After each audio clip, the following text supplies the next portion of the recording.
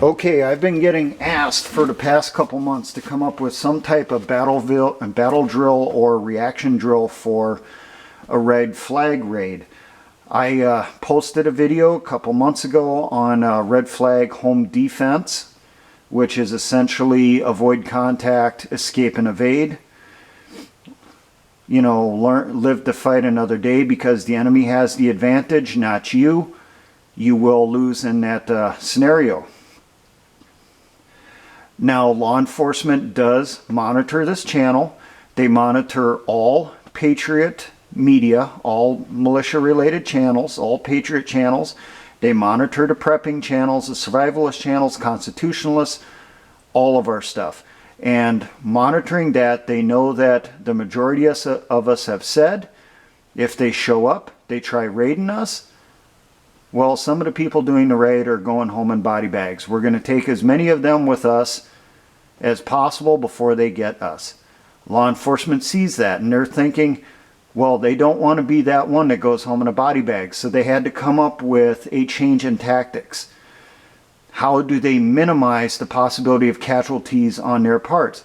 And you know what? I'm not faulting them for that. That's basic strategy thinking.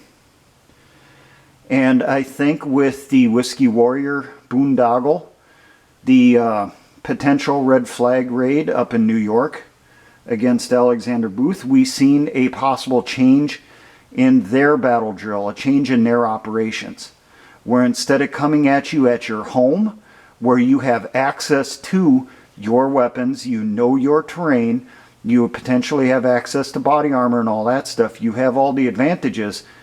They now put it where they have the advantages. They went after him at his place of work. And they also did it during the daytime and not at nighttime. So I've been thinking on this. I came up with a possible battle drill on this, if you want to think of it that way, or react to contact. Take what I give you as a suggestion, change it any way you see fit to conform to the situations in your area, the number of people you have, your abilities, and the particular situation you find yourself in. Be fairly fluid on this stuff. There is no one cookie cutter way of doing everything. Now, before I get into this little red flag reaction, I got a couple things I'm going to throw out there. First off, for those of you that have not heard, and I doubt very few of you haven't heard this, the Democratic Party and the leftists, the deep state people, succeeded in stealing the election in Virginia. They now completely control the state government of Virginia. They are trying to secure their home base. Virginia is where a lot of deep state people live. They may work in DC, they live in Virginia. Well, they're trying to secure their homes. And the way they're doing that, they're trying to disarm the citizens, or as they look at it, the serfs, the slaves, aka us. They are trying to push through legislation here in January to ban all self-defense training, training in groups, and especially anything that is militia related. They're classifying all of it as paramilitary, which is against the law. So there is a rally that's going to be going on in Virginia in January on the 20th. It's being put together by a Virginia Citizens Defense League. I do not know the full background on this rally. I don't know the people involved. I don't know their planning and that stuff. I'm going to check more into it. If this looks more legitimate than that stuff, maybe I'll put out a video throwing my support behind it. But this is one of those things where we clearly have something that is out and out, in your face, unconstitutional. And patriots should take a stand, should show up at this rally. How you show up is up to you. I personally would not recommend showing up in full battle rattle with your weapons unless you're in Virginia. If you're coming from out of state, might not be recommended. But check into it. If you live close enough to where the rally's going to be at, you know, carpool your way over there, get as many patriots over there as possible, as many gun owners, constitutionalists, as many patriots, as many militias, as many plain, you know, red-blooded Americans that you can get a hold of to stand up against this tyranny and kill it in the cradle. Do not allow it to pass into law. If it passes in Virginia, they'll push it in other states also. And it'd be only a matter of time before it would get to your state. Now, the next thing I'm going to do a little shout out for, I don't mention it a lot, I know I should.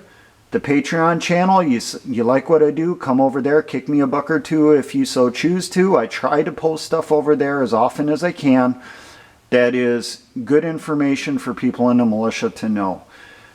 Also, I am transferring the majority of my content over to BitChute. I fully suspect that after December 10th, that is where you're going to find my channel at. I fully suspect the one over on YouTube will get shut down.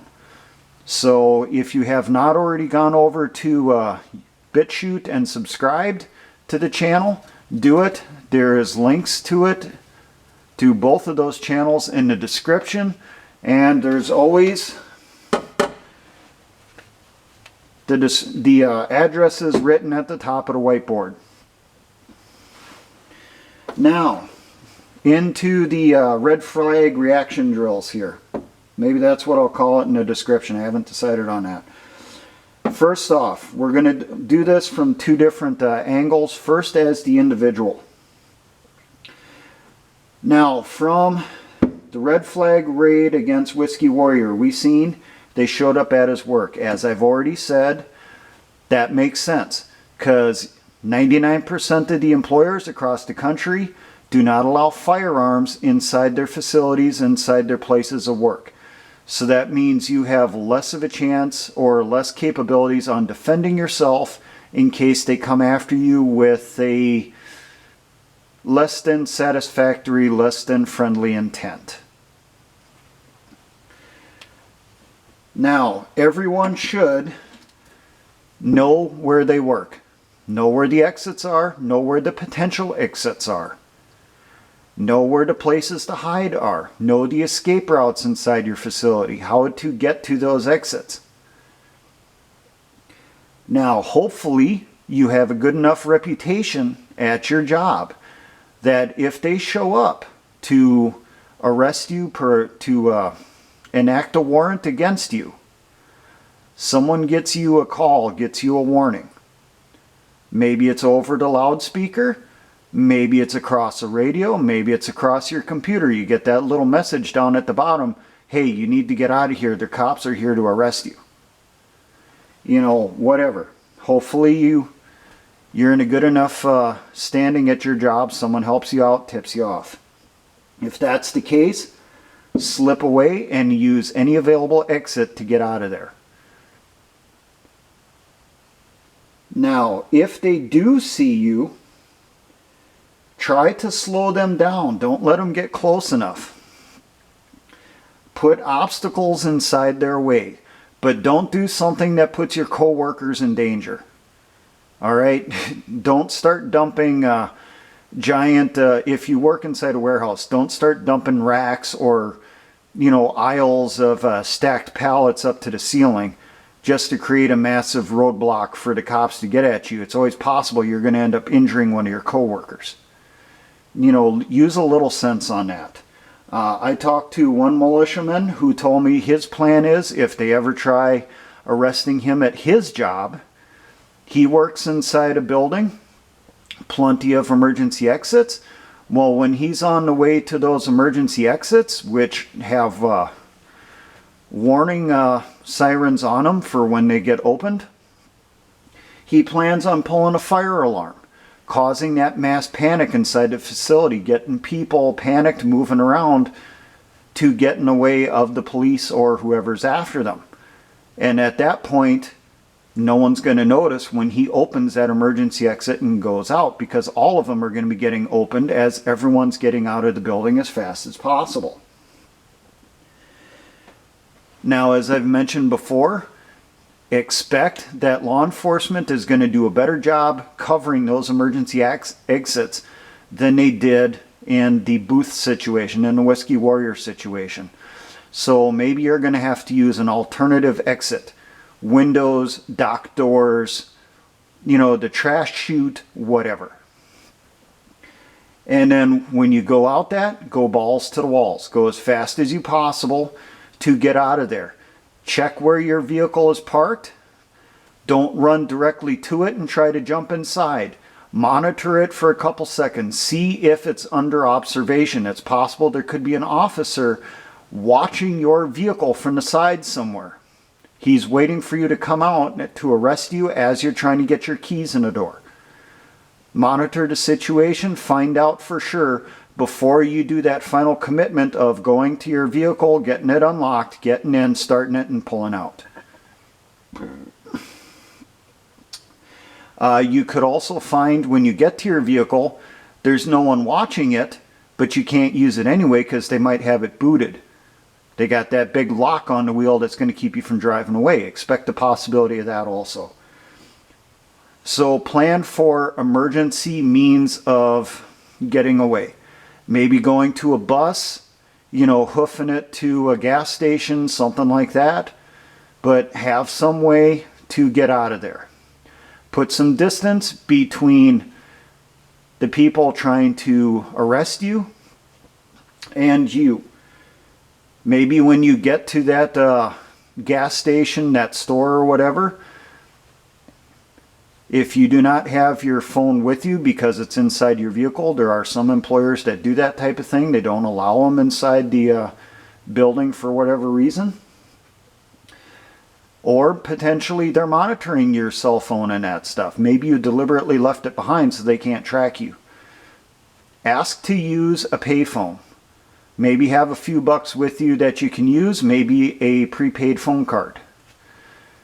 Use a payphone if there is one. A lot of places don't have them anymore.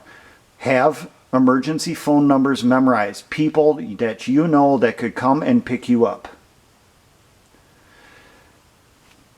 Now, if you do not if there is no payphone and that stuff, ask to use a phone. Tell them your vehicle broke down, your phone, you forgot your phone at work, you need to call someone for a ride to come pick you up, and you need to get a hold of a tow truck. Ask them if you could use their phone. A lot of places will let you do that. They won't let you use it for a long period of time, but they'll allow you to use it for a couple minutes. And then, you essentially escape and evade. Trying to stay one step ahead of that group that's after you. Keep your head on a swivel. Stay aware of your situation at all times. Because once they notice they can't get you at that facility, they'll start searching around it. They'll start working their way outward in ever-expanding circles till they locate you. Now, when you get home, if that's where you go to, do the same thing like you did with the vehicle. Spend a little bit of time monitoring, checking it out. You know your area, you know what's normal. You're watching for surveillance, you're watching for ambushes. And don't forget to look on the ground, just on the ground, look up in the air. Do you see drones? Do you hear drones? Do you see aircraft? Be extra cautious. And when you would approach your home, come to it from a concealed route and probably enter it a different way than you normally do. If you normally come in through your front door, maybe come in through the back door or a side door, your basement door, whatever you have available to you. And then once you would get in there, if you're there for family, gather them up, escape and evade any ways possible. Get out of the area. What you do at that point is up to you and what you have arranged with your fellow patriots in your area. Now, if you don't go to your home, you're going to a cache or an emergency situation or a location. Have your plans already made out for that. If you're going to an emergency cache, Remember, wintertime, the ground freezes, so maybe you're going to want to have a few caches that aren't buried.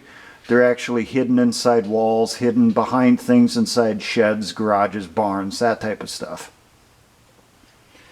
You're probably not going to be able to get your primary gear. It's probably going to be confiscated, so have that backup set somewhere that you can use if needed. And also remember, rations, water filter, change of clothes, spare cash, that type of stuff. Now, a standoff. Standoff has occurred. Someone is inside their home, they're barricaded, like you had in the Whiskey Warrior situation. Either the police couldn't get inside, the person locked their door, they put out the warning, or, like Whiskey Warrior, he escaped and evaded to home to make sure his family was okay, to get them out of the area, and then he got stopped there before he could continue movement from that point forward. Now, the person inside there, the only thing they can do, get the word out. That was a great thing that Alexander Booth did. He started live streaming, and that kept him alive. He got the word out there. So, if you have that capability, you're set up for it. Do the live streaming, make the phone calls, put the posts on the internet, on Facebook, whatever. Get the info out there. Let them know, let the patriots in your area know, hey, I'm being raided. I'm currently barricaded. This is my location. This is the situation. Get out as much intel as you can. Now, there should be, the patriots in your state, hopefully, will be organized enough that they set up basically a red flag response teams, or a QRF, quick reactionary force. And that's what this battle drill I have written up. Now, this QRF will basically be kind of on a rotating basis, who's available at what time of day, because everybody works and that stuff. But the teams should be set up that they're within 1 to 2 hours of any potential standoff. So you might have multiple teams spread out around your state, and it might be multiple militias. One particular militia handles this corner of the state, one militia handles this quarter, that type of thing. And it doesn't necessarily have to be militias. It can be survivalist groups. You know, just groups of constitutionalists, groups of gun owners, firearms rights people, organizing their own little reaction teams on this. But they should be located within 1 to 2 hours of the standoff. Remember, in these situations, lives, are determined within a matter of minutes. You may not have hours and hours to respond. You may have only minutes. So whoever's, kind of pre-designated that they're on this little QRF duty, have your stuff packed and ready to go. If you don't have it in your vehicle, have it in a closet, in the garage, in the corner, whatever, ready to go. As soon as the word comes out, you top off your canteens, your water carriers, and that stuff, get everything loaded up, and you get ready to move. Now, your prep and load time for your gear should be under 10 to 15 minutes. It can be done.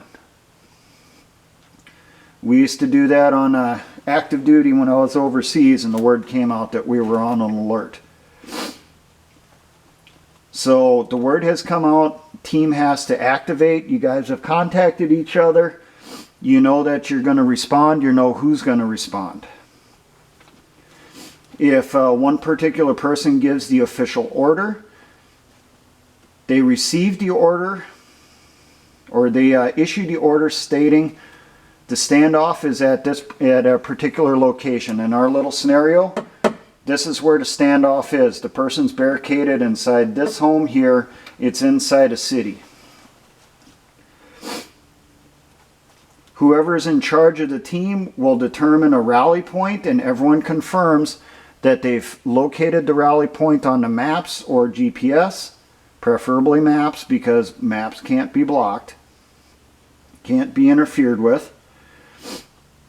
And then everyone begins to move in that direction. Before you move though, make sure you do your communications checks and link ups. check with your radios, link up with your cell phones and that. Always have your backup radios ready. Because as we've learned with Whiskey Warrior, they can block cell phones, they can block telephones, they can block internet. So prepare for that possibility. You're going to go into an area that's a cell zone dead zone, or cell phone dead zone. They're blocking all transmissions in that area. But the chance of them blocking radio transmissions is extremely lessened, because there's a lot involved with that one, because you got to cover a lot of different frequencies.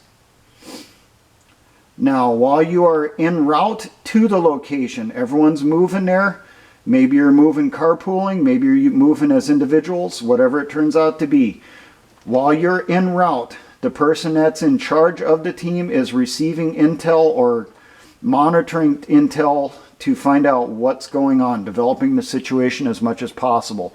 Maybe they're monitoring that live stream live, finding out what's going on.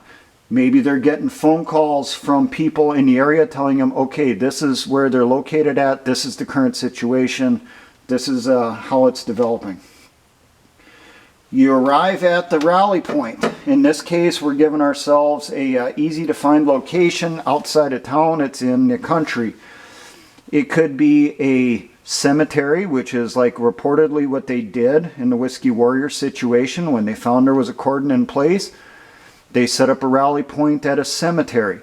Why did they do that? Because cemeteries are on maps. County parks, intersections, particular stores and that stuff may not be on maps, but cemeteries typically are.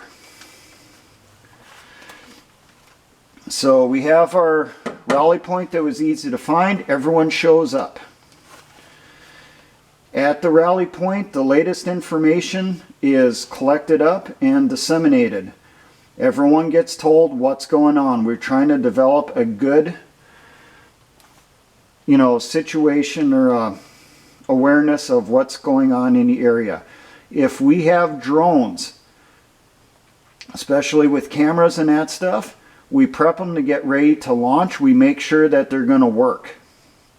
And then a team moves forward, and then we'll launch the drone to check out the area. Now try to be somewhat stealthy with that drone. Don't make it too obvious.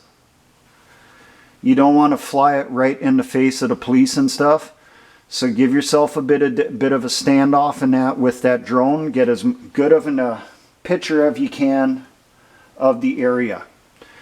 If you're somehow able to transmit that footage through some type of online app to the other members back at the rally point, set it up. If you got to do it some other way, figure it out. If you got to relay the information you're seeing back to them by radio, then that's what you do. Back here at the rally point, the rest of the team is drawing up a situational map of the area, potentially doing a quick sand table. They're trying to get a good picture of what's happening. Now, you should also send forward a team or teams to find the limits of the cordon. This is the cordon here. These red blocks are the roadblocks put in to cordon off this area. I don't anticipate they're going to do them really close by. I really figured they're going to do it a block to 2 blocks away. And then this area here would be cleared. Now, the people going up on this team should be in plain, unmarked vehicles. So you don't want any Patriot bumper stickers on it. You don't want any militia bumper stickers on it. You don't want them camo painted and all that stuff. This might be one of those situations where a minivan would come into place, or a older SUV, or maybe a newer SUV. The people that are inside should be in plain clothes. No militia, no Republican stuff, no pro-gun stuff, no camouflage. They should try to blend into the area. Recommendation on this? Maybe have a soccer mom is your person who goes up to check the location of the cordon. Women are the best at getting information in these situations because the police will lower their guard. And they're more likely to answer the questions from that woman as she's trying to find out why she can't get through to check on her kids or check on her dog or whatever story she comes up with. All right, maybe she's telling a story about, well, I got to check on my mom. My mom lives over here. I got to get over there. You know, whatever type things. Bats the eyes, gives a few tears, a little sob story, and finds out as much as she can.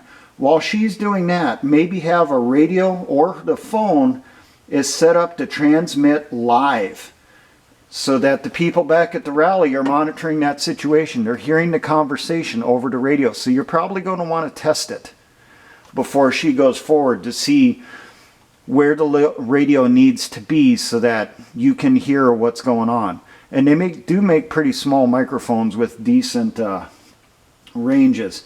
And then on the cell phone, you know, you don't have it in the cop's face, but you have it on the seat or, you know, in the holder and the dash and that stuff, just sitting there with the camera facing towards the window, towards the door, and is recording what the cop is saying and that stuff and transmitting. Another possibility is the little dash cams that were on TV for a while here over the summer. Maybe that's an option. But we're gathering as much intel as we can as to what's going on in this area so we can develop the situation. The different teams return, especially the one that moved forward in the vehicle to find out info. You know, they move through whatever direction the cop tells them. They double back, get back to the rally, and gives a first-hand report as to what they've seen. Adds to that situation map. Whoever is in charge hears all the report. If there's someone they're reporting to and hire inside a militia or patriot group, they send the information up to see if there's any guidance or orders from higher. At that point, we'll determine what the reaction's going to be.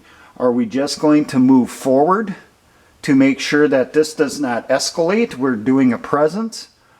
Or, God forbid, something's going to go hot. The team leader back here comes up with his course of action, gives it out to everyone. Everyone knows their little bit in it. Let's say in this situation, we're going to send half the team forward to gather up, mix in with the crowd that's forming around one of these roadblocks.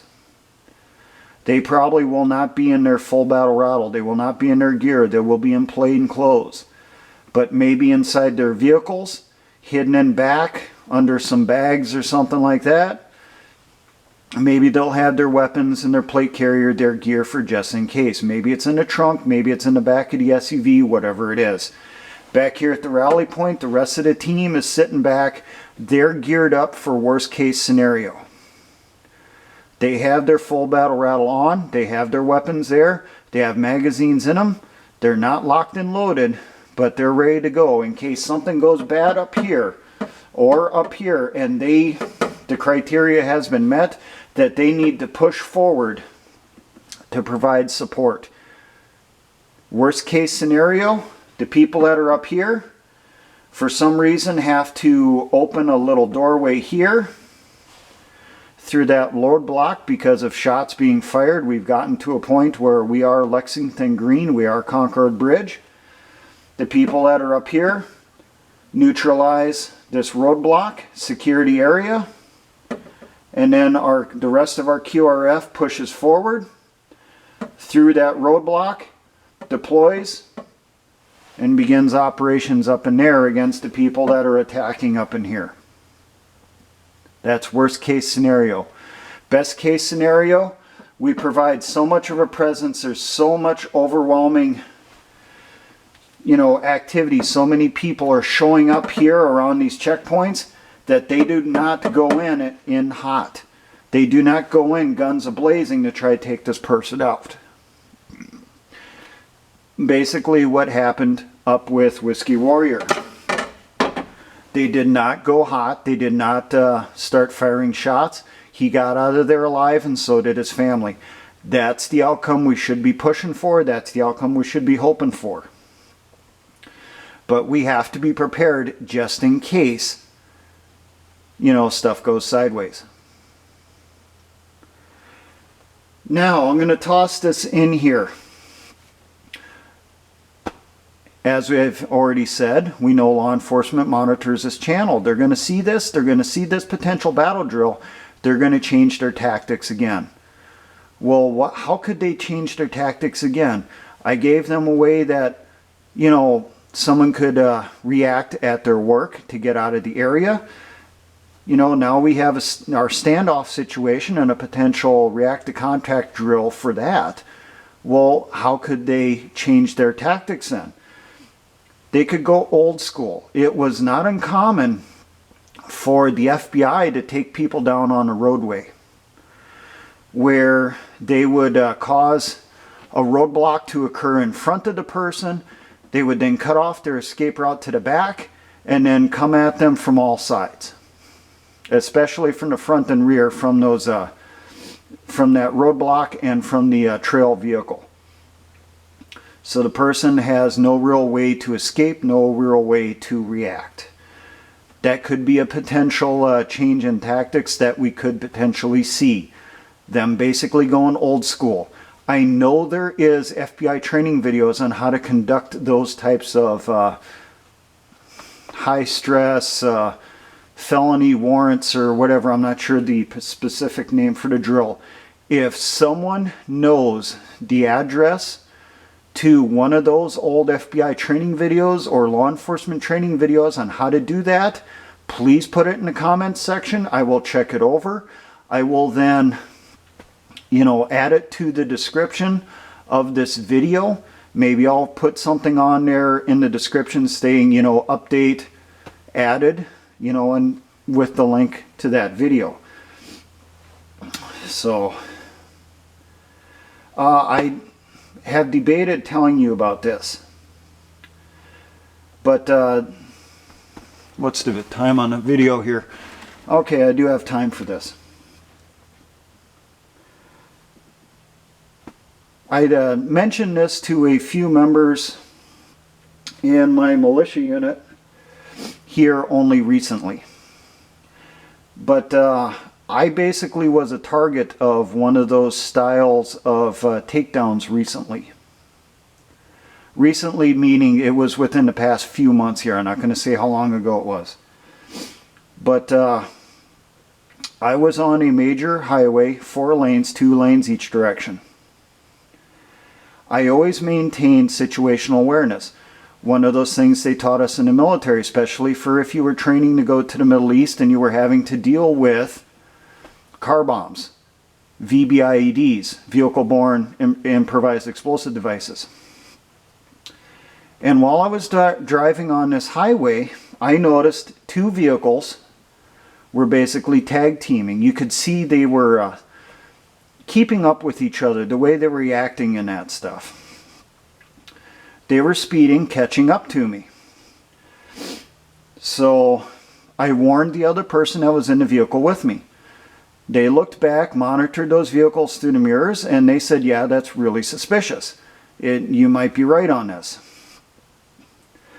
So we started doing our little courses of action, discussing what are we going to do if one particular thing happens or if something else happens. And we started implementing accordingly. Now, once those 2 vehicles got close to me, what it was is I had an SUV was the lead vehicle. The trail vehicle was a full-size pickup truck. These were plain Jane vehicles.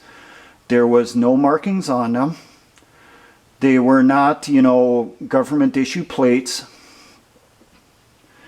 They were just normal looking vehicles like you see on any roadway. But the way they were acting, you could tell there was malicious intent involved by the people inside.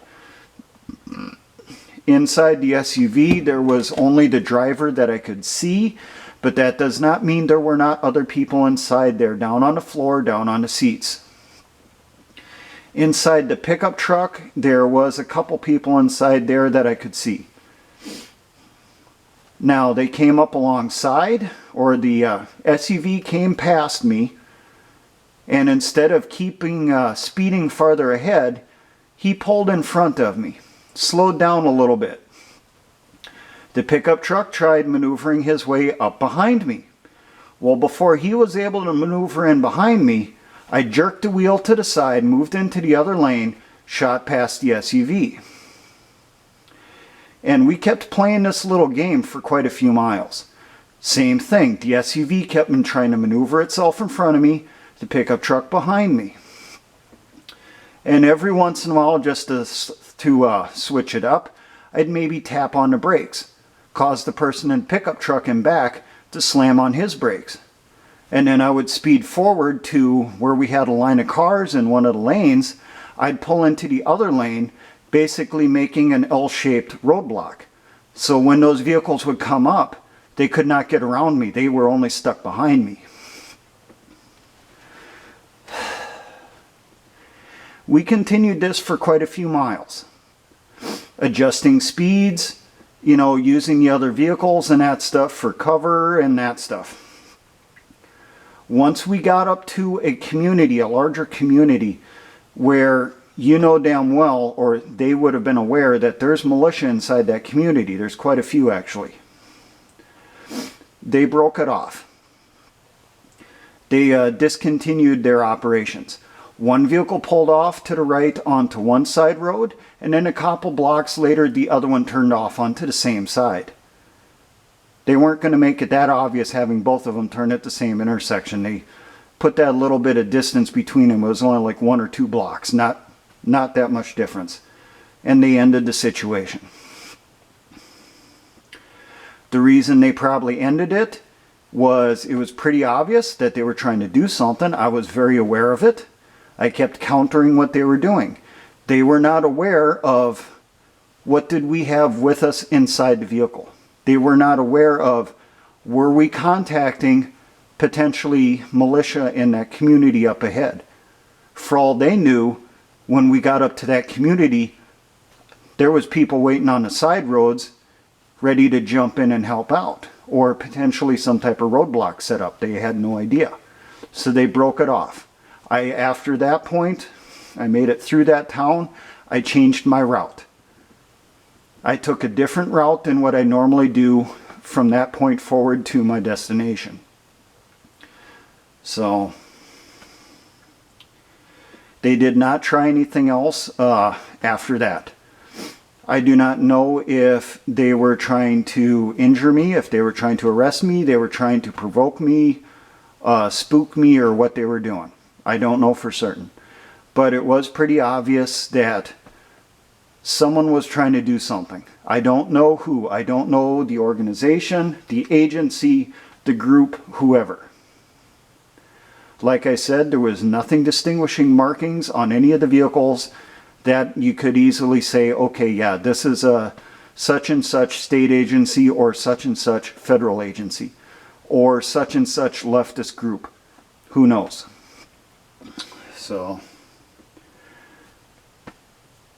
So your little thing for in the vehicle situation, always maintain situational awareness. Be aware of what's going on around you at all times. What's ahead of you, what's behind you. Watch those vehicles coming up from behind you. Watch the oncoming traffic onto your entry ramps, exit ramps, and all that stuff. Always be aware of where vehicles are, how they're acting. Does someone look suspicious? So, be aware of other vehicles following you. They're not going to be directly behind you. They're actually taught that they're supposed to be a couple vehicles back. When they see you turn, they turn down the same road. Or potentially, if they know that that road leads to a certain location and that's where you're going, they'll take another road, a parallel road, and follow you that way and then jump back on farther ahead. So, situational awareness. Never forget it. Always practice it. Do not let it lapse. And that's what I can come up with for red flag reaction drills. Come up with some stuff in the comments. You know, groups that are planning this stuff out, here you got a possible battle drill for doing this. A battle drill is just a general term in the military. We have a potential drill here that you can take. You can modify to suit your needs, or maybe you're going to toss this out and come up with your own completely different version. Whatever works for you. You know your location better than I do. Everywhere is different. Every group is different. Everyone has different capabilities. Everyone has different assets. Now, for all my engineer brothers in the patriot and militia movements, always remember, essayons.